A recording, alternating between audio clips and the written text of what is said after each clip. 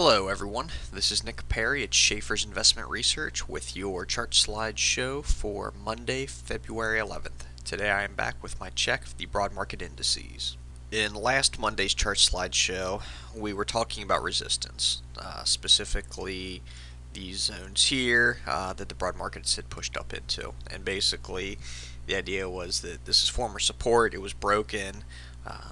Technical analysis holds that once broken, support becomes resistance, and it's common to see a retest of resistance after support is broken. So we were talking about that, and the takeaway was basically I said keep an eye on that last week, and talked about the rut in particular. That was the one that kind of broken down first, so seeing how that fared at resistance. When we turn to this week's charts, we see we were rejected at resistance. Of course, if you were following the market last week, this is no great surprise.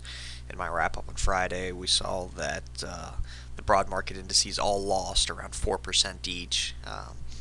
So given Monday they were at resistance, Friday they were lower, hence you've got rejection.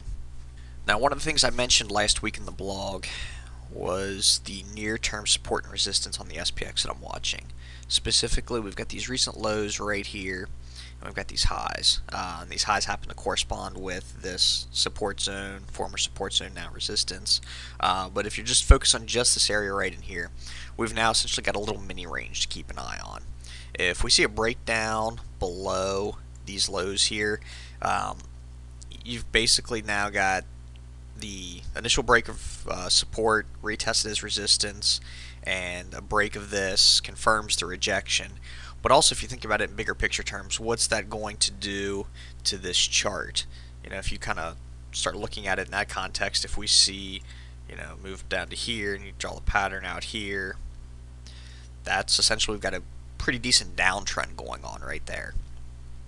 Obviously, if you're a bull, that's not what you want to see.